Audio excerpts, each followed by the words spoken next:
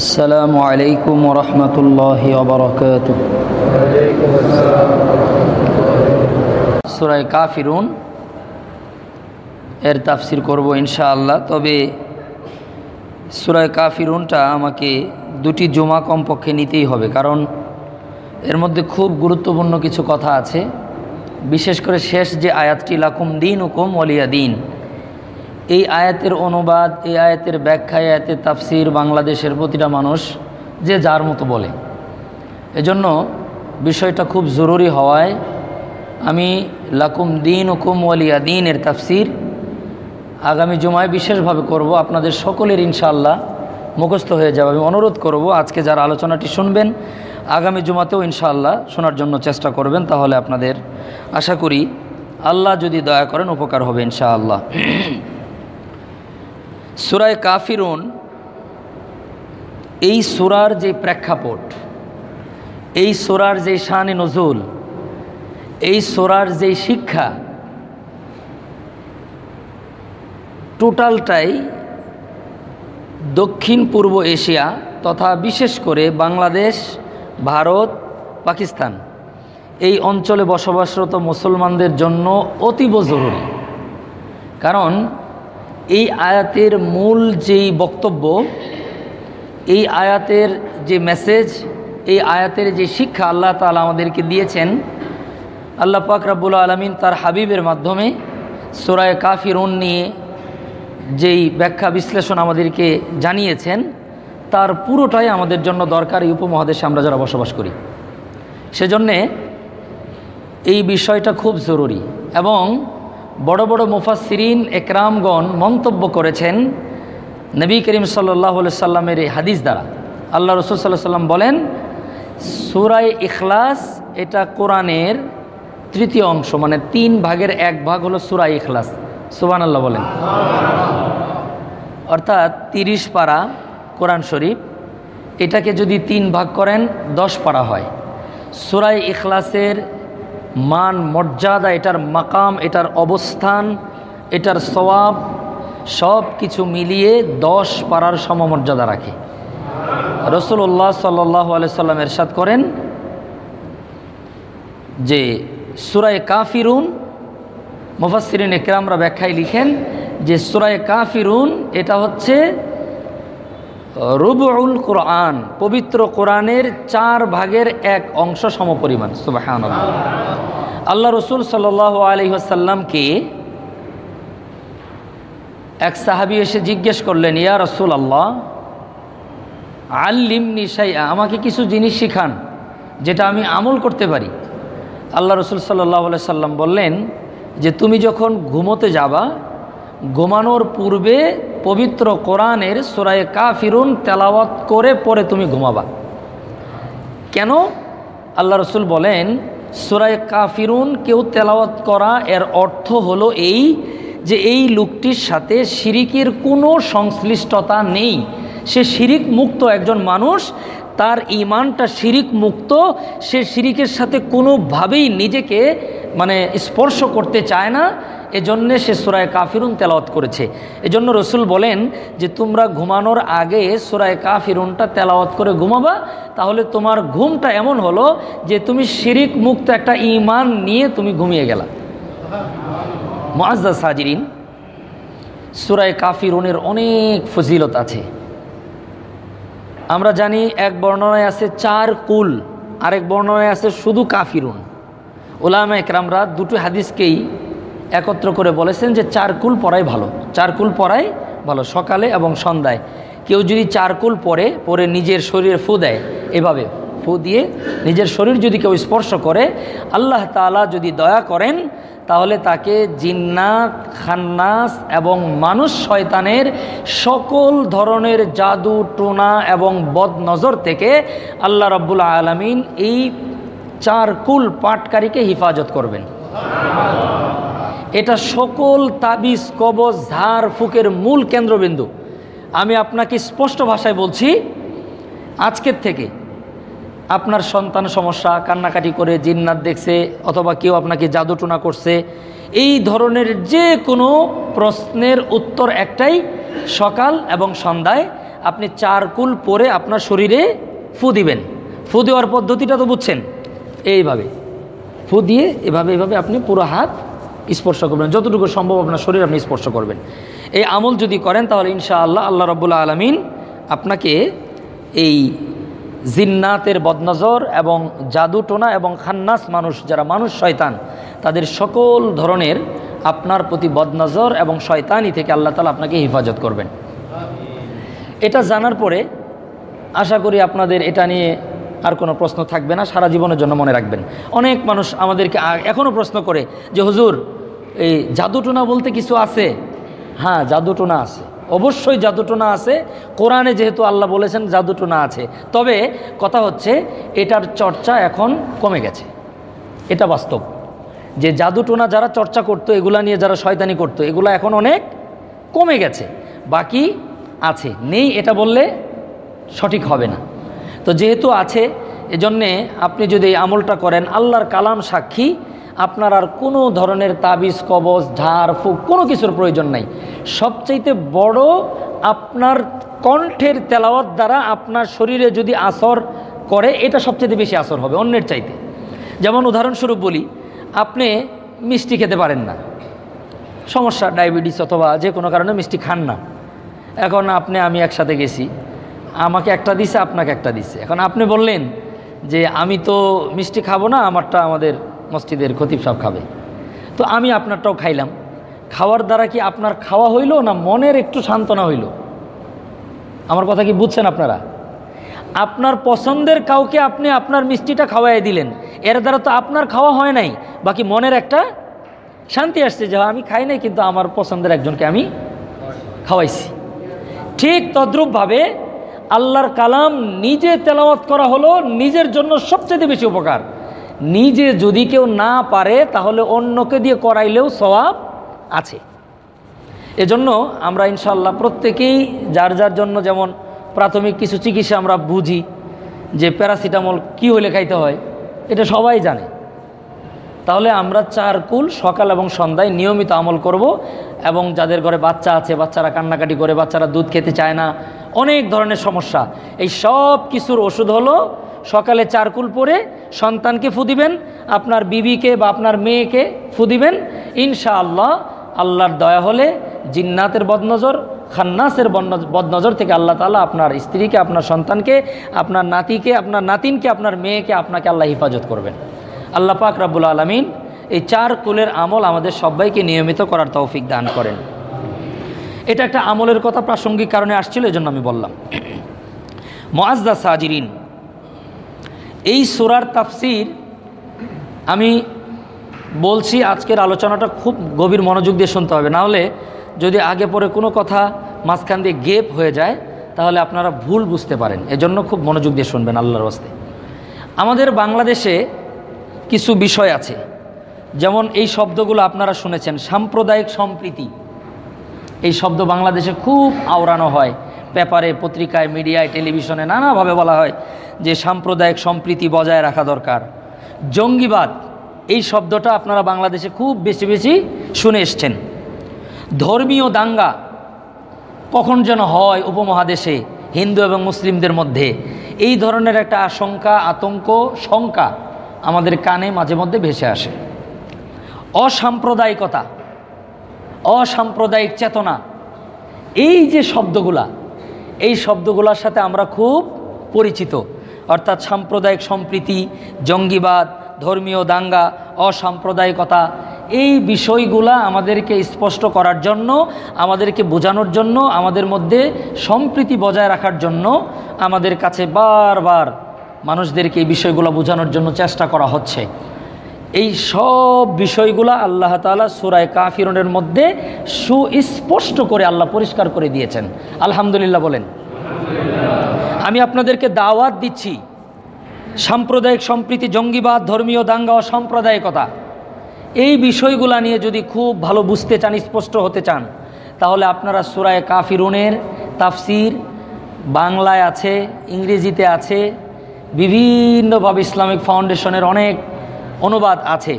আপনারা এগুলা সংগ্রহ করে ঘরে পড়বেন, তাহলে এই ভারতীয় উপমহাদেশে এই শিরিক এবং ঈমানের বিষয়ে যত ধরনের প্রশ্ন আমাদের মাঝে আছে সব কিছুর উত্তর আপনারা পেয়ে যাবেন ইনশাআল্লাহ। এটা আপনাদেরকে বলে রাখলাম, কারণ সব কথা আমার জবান দিয়ে নাও আসতে পারে, কিছু কথা বাদ হয়ে যেতে পারে, আমি হয়তোবা বুঝাইতে অক্ষম হতে পারি। এজন্য আপনাদেরকে আগেই বলে নিলাম, আপনারা সূরা কাফিরুনটা ঘরে পড়বেন। কি জন্য? উপমহাদেশে যেহেতু এখানে কোটি কোটি মুসলমানের পাশাপাশি কোটি কোটি মুশরিকরাও বসবাস করে, তাদের সাথে আমাদের লেনদেন, চলাফেরা, আচার আচরণ কী ধরনের হবে, তাদের সাথে আমাদের সম্প্রীতিটা কী ধরনের হবে, এই বিষয়গুলার প্রশ্নের জবাবেই আল্লাহ তাআলা সূরা কাফিরুনটা নাজিল করেছেন। এজন্য আমি শুরুতে আপনাদেরকে বলেছি সূরা কাফিরুনের ব্যাখ্যা, এটার তাফসির উপমহাদেশে মুসলমানদের জন্য জানা অতীব জরুরি। এজন্য আমি এটা একটু সময় নিয়ে একটু ব্যাখ্যা করে কথাগুলি বলার জন্য চেষ্টা করব ইনশাআল্লাহ। আল্লাহ রাব্বুল আলামিন সময়ের প্রয়োজনে ইখলাসপূর্ণ অতীব জরুরি দ্বীনি কথা আমলের নিয়তে ওই কথাগুলি যেন আমার জবান দিয়ে আল্লাহ বের করে দেন, যেই কথাগুলি আল্লাহ তাআলা সূরা কাফিরুন অবতীর্ণ করবার মাধ্যমে আমাদেরকে বুঝাইতে চেয়েছেন। সকলে বলি আল্লাহুম্মা আমিন। আমরা প্রথমেই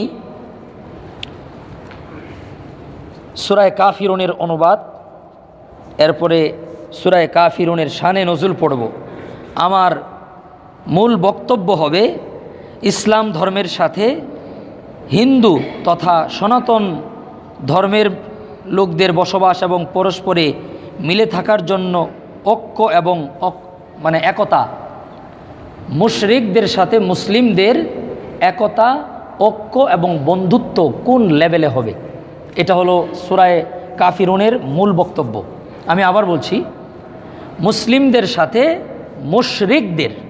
মুসলিমদের সাথে বিধর্মীদের ঐক্য, একতা, বন্ধুত্ব, সম্প্রীতি কোন লেভেলের হবে, এটা আল্লাহ তাআলা স্পষ্ট করে দিয়েছেন। এটা আমাদের নিজেদের বানানোর কোনো প্রয়োজন নেই। এটা হবে আমার মূল একটি বক্তব্য। আরেকটি বক্তব্য হলো লাকুম দীনুকুম ওয়ালিয়া দীন। লাকুম দীনুকুম ওয়ালিয়া দীনের আমরা একটা সহজ অনুবাদ আমরা সবাই জানি। আমি যদি আপনাদেরকে এখন বলতে বলি, আপনারা সবাই বলবেন যার যার ধর্ম, বলেন যার যার ধর্ম তার তার। এই অনুবাদ আপনারা জানেন, কিন্তু এই অনুবাদটা খুব নিম্নমানের অনুবাদ। এটা অনুবাদের ভিতরেই পড়ে না। আমি পরিষ্কার ভাষায় বলছি, যার যার ধর্ম তার তার, এটা লাকুম দীনুকুম ওয়ালিয়া দীনের কোনো অনুবাদের কাতারেই পড়ে না। এটার উচ্চাঙ্গের অনুবাদ হচ্ছে যার যার কর্মফল সে সে ভোগ করবে। আপনারা একটু কষ্ট করে এই বাক্যটা বলেন, যার যার কর্মফল সে সে ভোগ করবে। এটা হলো সূরা কাফিরুনের মূল মেসেজ। আল্লাহ নবীকে একটা পর্যায়ে গিয়ে বলছেন, আপনি বলে দেন যে তোমাদের কর্মফল তোমরা ভোগ করবা, আমাদের কর্মফল আমরা ভোগ করব। তাহলে আমরা লাকুম দীনুকুম ওয়ালিয়া দীনের অনুবাদ আজকে শিখলাম, যার যার কর্মফল সে সে ভোগ করবে, যার যার কর্মফল সে সে ভোগ করবে। এই লাকুম দীনুকুম ওয়ালিয়া দীন নিয়েই আমি আগামী জুমায় আলোচনা করব পরিষ্কার করে, আর বাকি আলোচনাগুলি আজকে করব ইনশাআল্লাহ। আল্লাহ রাব্বুল আলামিন সূরা কাফিরুন, আমি আগে অনুবাদটা করে নিচ্ছি। আল্লাহ তাআলা বলেন, আউযু বিল্লাহি মিনাশ শাইতানির রাজীম। আমি বিতাড়িত শয়তান থেকে আল্লাহ তাআলার কাছে আশ্রয় প্রার্থনা করছি। বিসমিল্লাহির রহমানির রহিম। শুরু করিতেছি পরম করুণাময় অতিশয় দয়ালু আল্লাহ তাআলার নামে। আল্লাহ পাক বলেন, কুল ইয়া আইয়ুহাল কাফিরুন। কুল, নবী আপনি বলুন, ইয়া আইয়ুহাল কাফিরুন, হে কাফিররা, হে মুশরিকরা, হে বিধর্মীরা। কুল ইয়া আইয়ুহাল কাফিরুন লা আ'বুদু মা তা'বুদুন। আমি যার ইবাদত করি তোমরা তার ইবাদত করো না। এরপর আল্লাহ তাআলা বলেন, ওয়ালা আনতুম আবিদুনা মা আ'বুদ। নবী আপনি কথা বলেন এবং তোমরাও যাদের ইবাদত করো আমিও তাদের ইবাদত করি না। ওয়ালা আনা আবিদুম মা আবাদতুম, এবং ভবিষ্যতেও আমি তাদের ইবাদত করব না যাদের ইবাদত তোমরা করো। ওয়ালা আনতুম আবিদুনা মা আ'বুদ, এবং অদূর ভবিষ্যতেও আমি যাদের ইবাদত করি তোমরা তাদেরও ইবাদত করবে না। অর্থাৎ 4টা আয়াতে এই কথা বলেছেন, আমি যার ইবাদত করি তোমরা তার ইবাদত করো না, তোমরা যাদের ইবাদত করো আমি তাদের ইবাদত করি না, এবং ভবিষ্যতেও আমি যার ইবাদত করি তোমরা তাদের ইবাদত করবে না, এবং তোমরা যাদের ইবাদত করো আমিও তাদের ইবাদত করব না। এরপরে আল্লাহ তাআলা বলেন লাকুম দীনুকুম ওয়ালিয়া দীন। কুল, নবী আপনি বলেন লাকুম দীনুকুম ওয়ালিয়া দীন, যার যার কর্মফল সে ভোগ করবে। আমি যে ইবাদতগুলো করতেছি এগুলার ফল আমি ভোগ করব, তোমরা যাদের ইবাদত করতেছে এগুলার ফল তোমরা ভোগ করবে। আশা করি আপনারা সূরা কাফিরুনের অনুবাদ মোটামুটিভাবে বুঝছেন। আল্লাহ তাআলা যেন কিয়ামত পর্যন্ত, বেহেশত পর্যন্ত যেন আমাদের সবাইকে সূরা কাফিরুনের অনুবাদ মনে রাখার তৌফিক দান করেন। এটা তো তেলাওয়াত করেন নামাজের মধ্যে, আপনাদের সকলেরই মুখস্থ আছে আমি জানি। মুখ দিয়ে বলতে না পারলে কানে তো মুখস্থ সবার আছে, যদি ইমাম ভুল করে তাহলে সবাই ভুল ধরতে পারবেন। এই লেভেলের মুখস্থ সবার আছে, অনুবাদটাও মনে রাখবেন। আল্লাহ তাআলা আমাদেরকে মনে রাখার তৌফিক দান করেন। এবার আসেন, এই আয়াতের প্রেক্ষাপটটা কি, কোন পরিপ্রেক্ষিতে আল্লাহ সুবহানাহু ওয়া তাআলা এই সূরাটি অবতীর্ণ করেছেন। আমি প্রথমেই বলেছি সূরা কাফিরুন টোটালি এশিয়া এবং দক্ষিণ পূর্ব এশিয়ার জন্যই মনে হয় আল্লাহ নাজিল করছে। এটা আমাদের জন্যই দরকার, কারণ এই এশিয়া মহাদেশে প্রায় মুসলমানদের 80% মুসলমান এশিয়াতেই থাকে। আর বাররে সগীরের মধ্যে তো আলহামদুলিল্লাহ বাংলাদেশে যা মুসলমানের চেয়ে ইন্ডিয়াতে আরও কিছু বেশি, পাকিস্তানে আরও বেশি, আফগানিস্তানে আছে কিছু, এই সব মিলে কাশ্মীর, এরপরে হলো আপনার এখন তো আর মায়ানমারের থেকে তো যেভাবে প্যাকেট করে পাঠিয়ে দিয়েছে, মায়ানমারে আছে না নাই আল্লাহ ভালো জানে, এটা নতুন সমীকরণ আমার জানা নাই।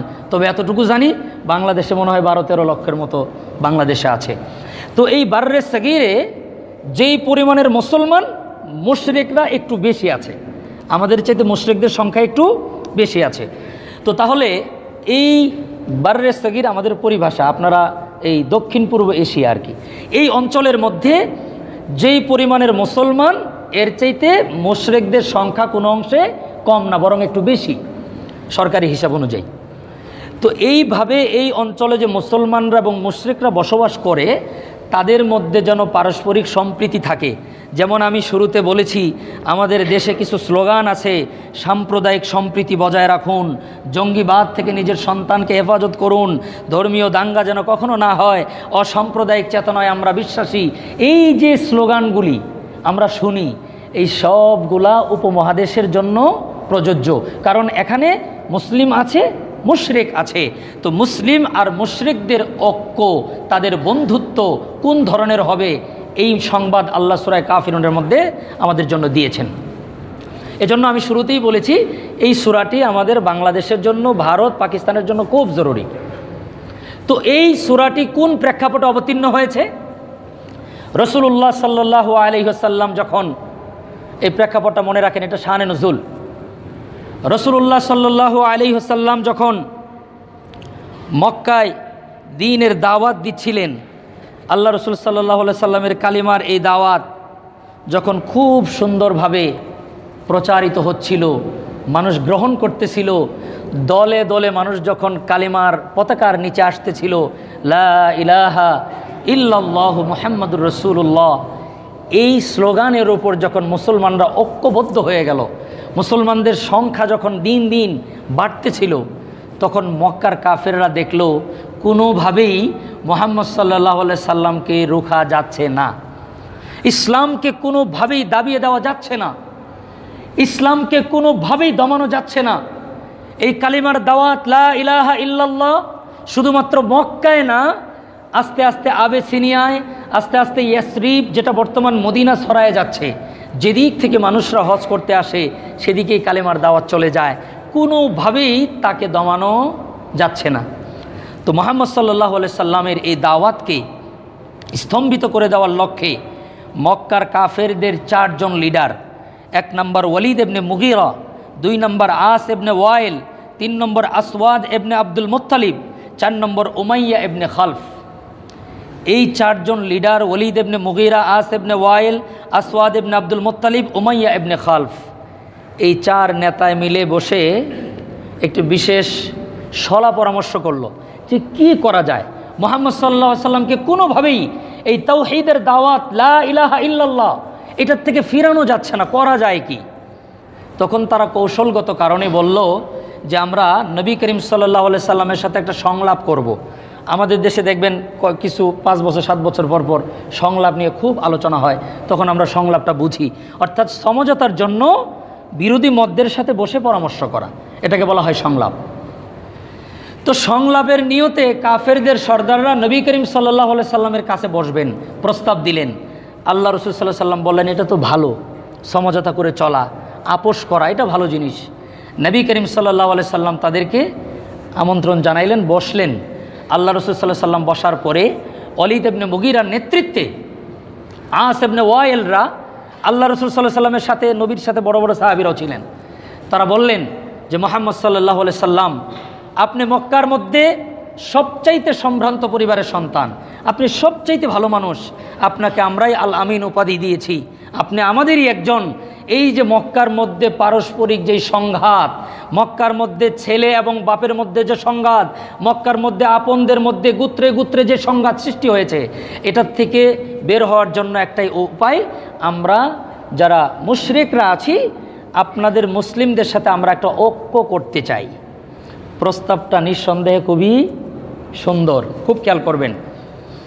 তো রাসূলুল্লাহ সাল্লাল্লাহু আলাইহি সাল্লাম বললেন, এটা ভালো কথা, ঐক্যই তো আমার টার্গেট, আমিও চাই ঐক্য হোক, কিন্তু ঐক্যের মাপকাঠি কোনটা হবে এটা আপনাদের খুব ভালো করে বুঝতে হবে। আমি আপনাদেরকে অত্যন্ত বিনয়ের সাথে অনুরোধ করব, হয়তোবা সূরা কাফিরুনের তাফসীর আপনাদের এখানে আর কোনো দিন আমার করা হবে না, কারণ একদিক থেকে করতে করতে আমি এমনি শেষ হয়ে যাব। এজন্য জীবনের শেষ শোনা হতে পারে, মনোযোগ দিয়ে শোনেন। ঐক্যের মাপকাঠি কোনটা? ঐক্যের মাপকাঠি পক্ষ বিপক্ষ নিরপেক্ষতা না। আপনাকে কেউ যদি নিরপেক্ষ কোনো প্রস্তাব দেয়, সেটাই ঐক্যের মাপকাঠি হতে পারে না। একটু পরে আরও ক্লিয়ারলি বুঝবেন। রাসূলুল্লাহ সাল্লাল্লাহু আলাইহি সাল্লামকে ঐক্যের ব্যাপারে মক্কার কাফেররা তারা প্রস্তাব দিলেন যে, হে মুহাম্মদ সাল্লাল্লাহু আলাইহি সাল্লাম, আপনি এক আল্লাহর ইবাদত করেন, আপনার অনুসারীরাও এক আল্লাহর ইবাদত করে, আমরাও সৃষ্টিকর্তায় বিশ্বাসী। তারাও কিন্তু আল্লাহকে মানে, কিন্তু তারা এক আল্লাহ মানে না, তারা বহুত্ববাদীতে বিশ্বাসী। মুশরিকরা বলল যে 1 বছর আপনার সাথে এক আল্লাহর ইবাদত আমরা সবাই মিলে করব, আরেক বছর আপনি আমাদের সাথে সমস্ত আমরা যত দেবদেবী মানি সমস্ত দেবদেবীর পূজা আপনারাও 1 বছর করবেন। আপনারা কি আমার কথাটা বুঝতেছেন? অর্থাৎ এই কথাটা কিন্তু নিরপেক্ষই বলেছে, এটা পক্ষপাতী কথা না। প্রস্তাবটা কিন্তু খুব সুন্দর, যে আপনারা কিছুদিন আমাদের পূজা করবেন আর আমরা কিছুদিন আপনাদের এক আল্লাহর ইবাদত করব। অর্থাৎ এখানে মুসলমানদেরকে, বরং মুসলমানরা সংখ্যালঘু ছিল, মুসলমানদেরকে আরও সম্মান করা হয়েছে। বলছে 1 বছর আপনারা আমাদের দেবদেবীর ইবাদত করবেন, আর 1 বছর পূর্ণ আমরা সবাই মিলে আপনি যেমনে বলেন ঠিক তেমনিই এক আল্লাহর ইবাদত আমরা করব। এই প্রস্তাব পাওয়ার পরে নবী করিম সাল্লাল্লাহু আলাইহি সাল্লামের একটা মূলনীতি ছিল, যখন রাসূলুল্লাহ সাল্লাল্লাহু আলাইহি সাল্লামকে কোনো জিনিস জানার জন্য, বোঝার জন্য, কোনো বিষয়ে কোনো সিদ্ধান্ত নেওয়ার জন্য কোনো প্রস্তাব আসতো, আল্লাহ রাসূল সাথে সাথে সিদ্ধান্ত নিতেন না। তিনি বলতেন যে আমাকে একটু সময় দেন, আল্লাহ রাব্বুল আলামিন জিবরাইলের মাধ্যমে আমাকে যে সিদ্ধান্ত নিতে বলেন আমি সেই সিদ্ধান্তটাই নিব। তো রাসূলুল্লাহ সাল্লাল্লাহু আলাইহি সাল্লাম সময় নিলেন। কিছুক্ষণ পরে হযরতে জিবরাইল আলাইহিস সালাতু ওয়াস সালাম মুশরিকদের এই নিরপেক্ষ একটি ঐক্যের প্রস্তাবের বিপরীতে আল্লাহ রাব্বুল আলামিন সূরা কাফিরুন নাজিল করে দিলেন। বলেন সুবহানাল্লাহ। সূরা কাফিরুনে সুস্পষ্ট ভাষায় বলা হয়েছে, ধর্মীয় দৃষ্টিকোণ থেকে, আমি আবারও বলছি, ধর্মীয় দৃষ্টিকোণ থেকে কোনোভাবেই মুশরিকদের সাথে মুসলমানদের ঐক্য করার সুযোগ নাই, সুযোগ নাই, সুযোগ নাই। কিয়ামত পর্যন্ত সুযোগ সৃষ্টি হবে না। এটা ঈমান। আপনি যদি কোনোভাবে চেষ্টা করেন, তাহলে আমি আগামী জুমায় লাকুম দীনুকুম ওয়ালিয়া দীনের তাফসীর যখন করব, ওই যে মুঘল সম্রাট আকবরের দ্বীন-এ এলাহি, এটা যখন আপনাদের সামনে পরিষ্কার করব, তখন আপনারা বুঝতে পারবেন যে ধর্মীয় গুণ থেকে কোনোভাবে মুশরিকদের সাথে মুসলমানের ঐক্য করার সুযোগ নেই। এই কথা কে বলেছেন? আল্লাহ বলেছেন এ কথা বললে আপনাদের সওয়াব হবে। এ কথা কে বলেছেন? আল্লাহ বলেছেন। ঐক্য করা যাবে না। আল্লাহ রাব্বুল আলামিন পবিত্র কোরআনের মধ্যে বলেন, বিসমিল্লাহির রহমানির রহিম। আল্লাহ পাক রব্বুল আলামিন কাফেরদের ঐক্যের প্রস্তাবের বিপরীতে আল্লাহর পয়গম্বর সাল্লাল্লাহু আলাইহি সাল্লামকে বলেন, ওগো নবীজি, আপনি কাফেরদেরকে বলে দেন, তারা যে বলছে কিছুদিন আমরা দেবদেবীর ইবাদত করব, আপনারাও সাথে করবেন, আর কিছুদিন আপনারা এক আল্লাহর ইবাদত করেন, আমরাও সেই আল্লাহর ইবাদত করব, যাতে করে মুসলমান এবং মুশরিকদের মধ্যে বন্ধুত্ব থাকে, ঐক্য থাকে, একতা থাকে।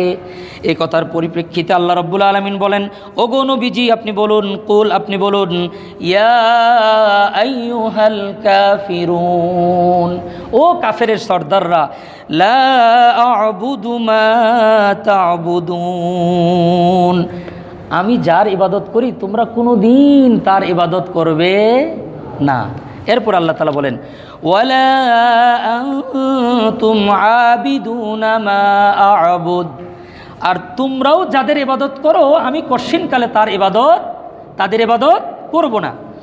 এরপরে আল্লাহ তাআলা বলেন, ওয়ালা আনা আবিদুম মা আবাদতুম, আর ভবিষ্যতেও তোমরা মনে রাখবে, ভবিষ্যতেও আমি মুহাম্মদ মুস্তাফা সাল্লাল্লাহু আলাইহি সাল্লাম কশিনকালেও কোনো ধরনের শিরকিমূলক কর্মকাণ্ডের সাথে সম্পৃক্ত হব না।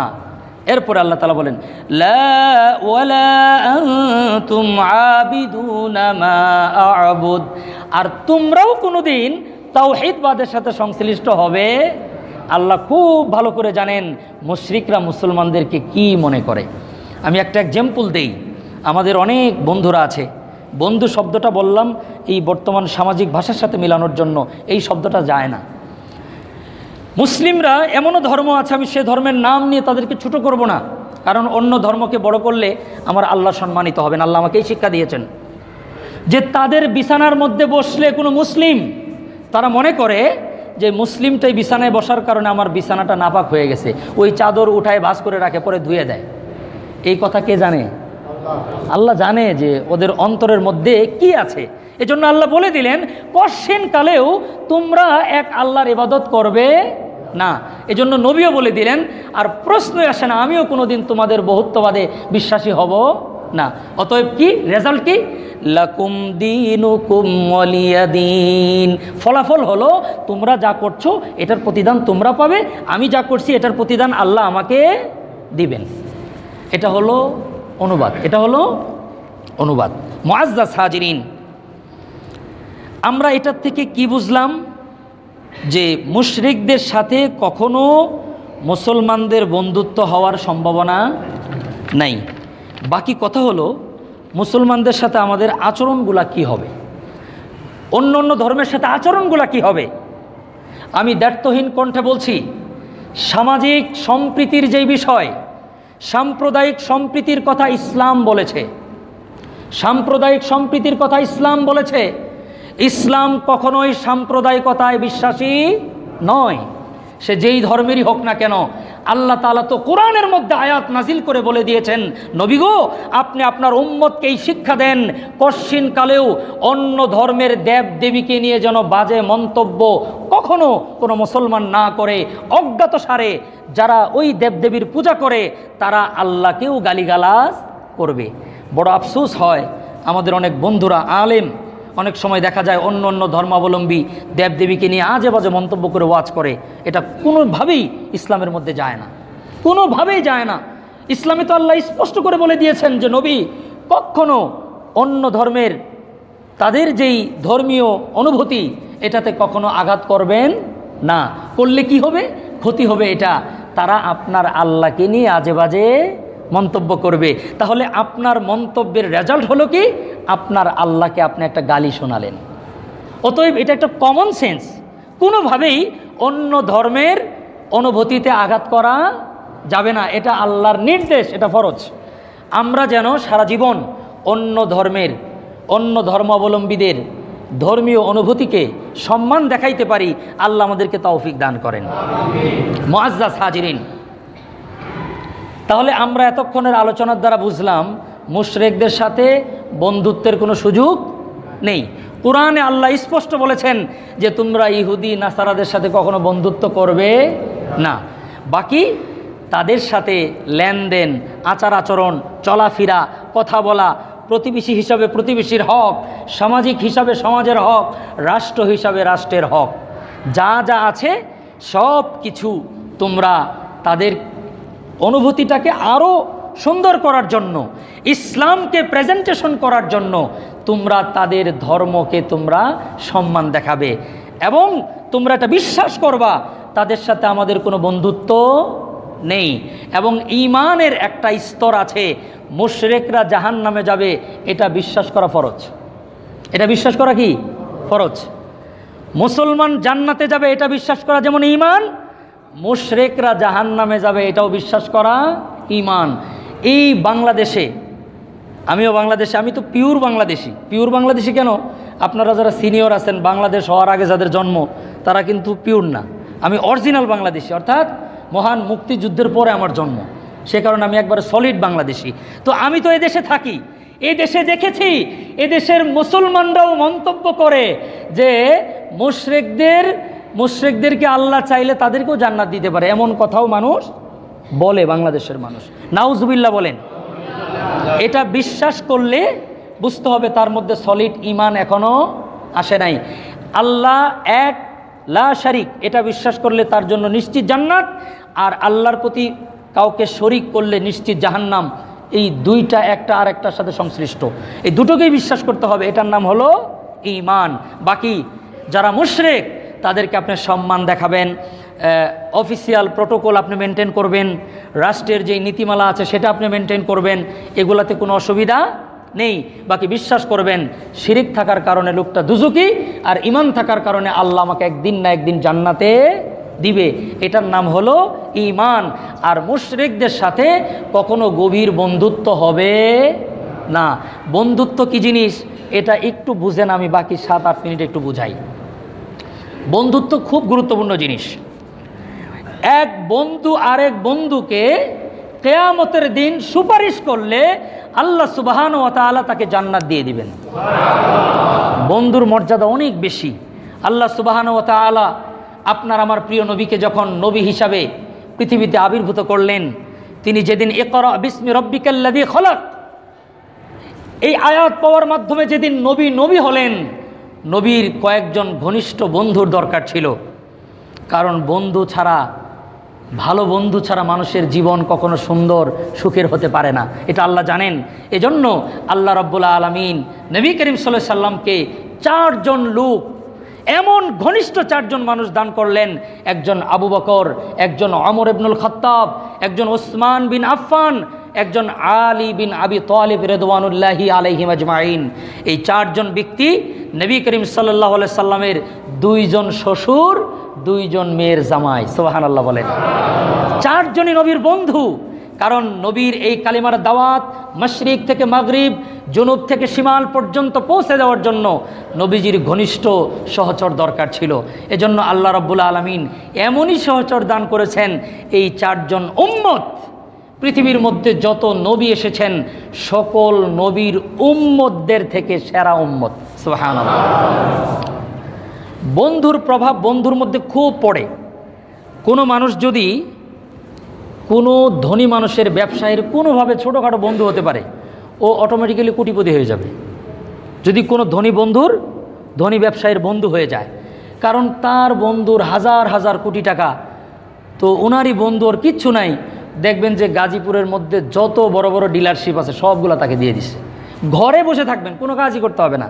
দেখবেন বিভিন্ন লোক এসে আপনার কাছ থেকে মাল নিয়ে যাবে, অটোমেটিক্যালি মাস শেষে আপনার অ্যাকাউন্টে লক্ষ লক্ষ টাকা ঢুকবে। এটা কেন?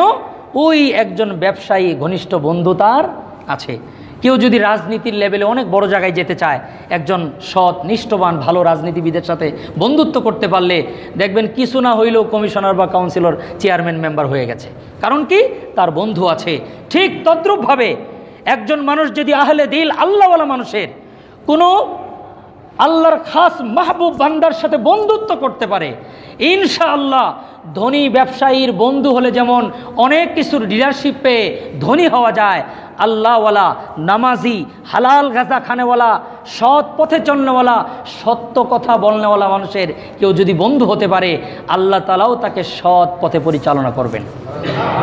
এজন্য বন্ধুত্বের কিছু ব্যাপার আছে। আমরা মুশরিকদের সাথে গভীর বন্ধুত্ব করতে পারি না। আল্লাহ স্পষ্ট ভাষায় সূরা কাফিরুনের মধ্যে মুশরিকদের সাথে বন্ধুত্ব ছেদ করতে বলেছেন, বিচ্ছেদ করতে বলেছেন। বাকি আচার আচরণ, লেনদেন, মুআমালাত, মুআশারাত সব ঠিকঠাক থাকবে। বন্ধু বাজে হলে কি হয় এ কথাটি আল্লাহ রাব্বুল আলামিন পবিত্র কোরআনের 19 নম্বর পারার প্রথম পৃষ্ঠায় সূরা ফুরকানের মধ্যে আল্লাহ তাআলা 27 থেকে 30 নম্বর আয়াতের মধ্যে আল্লাহ চমৎকার একটা ওয়াকিয়া বলেছেন। সূরা ফুরকানের 27 থেকে 30, সূরা ফুরকান 27 থেকে 30 এটা পড়বেন।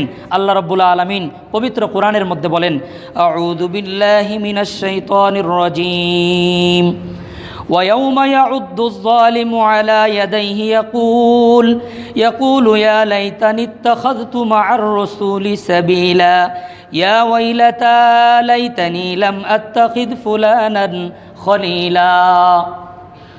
মক্কার একজন কাফের ছিল, নাম ছিল উকবা। উকবা নামটা মনে রাখবেন। উকবার ক্লোজ ফ্রেন্ড ছিল উমাইয়া ইবনে খালফ, উবাই ইবনে খালফ, দুইজনেই বন্ধু। ওই যেই 4 জন নেতা নবীর সাথে সংলাপে বসেছিল তাদের 4 জনের একজন হলো উমাইয়া ইবনে খালফ। উমাইয়ার আপন ভাই হলো উবাই ইবনে খালফ। এরা হলো মুশরিক মুনাফিকদের বড় সর্দার, মক্কার কাফেরদের লিডার। এই উকবা বড় ব্যবসায়ী ছিল, সিরিয়া থেকে অনেক মাল নিয়ে মক্কায় ঢুকেছে, অনেক লাভ হয়েছে। তো লাভ হওয়ার পরে মক্কার মধ্যে বিশাল বড় বড় উট জবাই করে একটা মেহমানদারির ব্যবস্থা করছে। নবী করিম সাল্লাল্লাহু আলাইহি সাল্লামকে দাওয়াত দিয়েছেন, বলেছেন আপনি আলামিন, মক্কার মধ্যে একজন সম্মানিত মানুষ, আপনাকে শ্রদ্ধা করি, আপনি এবং আপনার সাথীরা আমার বাসায় আজকে দুপুরে লাঞ্চ করবেন, দাওয়াত আপনার। তো আসছে দুপুরবেলা খাওয়ার জন্য, দুপুরের খাবার খাবে। তো যখন বসেছেন খাবার খেতে বসে নবী করিম সাল্লাল্লাহু আলাইহি সাল্লামকে আল্লাহ তাআলা ইলহাম করেছেন, আল্লাহ তাআলা তার হৃদয়ে ঢেলে দিয়েছেন যে মুশরিকের ঘরে এইভাবে আড়ম্বনা নিয়ে আপনার লোকদের কিনে দাওয়াত খাওয়াটা আপনার ঠিক হবে না। নবী করিম সাল্লাল্লাহু আলাইহি সাল্লাম হঠাৎ করে খাবারের আগ মুহূর্ত সময় বলে ফেললেন যে উকবা, আপনি একজন মুশরিক, আপনি বহুত্ববাদে বিশ্বাসী, আমি আপনার ঘরে এইভাবে খেতে পারি না, তবে খাবো যদি আপনি ইমান আনেন, লা ইলাহা ইল্লাল্লাহ পড়েন, তাহলে আমি খুব মজা করে আপনার বাড়ি আজকে মেহমানদারি করব। উকবা নবীর মর্যাদা, নবীর স্ট্যাটাস খুব ভালো বুঝতেন যে ওই সময় মক্কায় নবীর অবস্থানটা কি। নবী যদি এই দস্তরখান থেকে উঠে চলে যায় খাবার না খেয়ে, এটা উকবার জন্য একটা বিরাট বড় বেইজ্জতির ব্যাপার। তখন উকবা কোনো চিন্তা ভাবনা ছাড়াই সবার সামনে হাত উঁচু করে বলেছেন, আশহাদু আল্লা ইলাহা ইল্লাল্লাহু ওয়া আশহাদু আন্না মুহাম্মাদান আবদুহু ওয়া রাসূলুহু। নবী খুব খুশি হলেন। আমি সংক্ষেপে বলছি, খাবার দাবার খেয়ে নবী চলে গেলেন।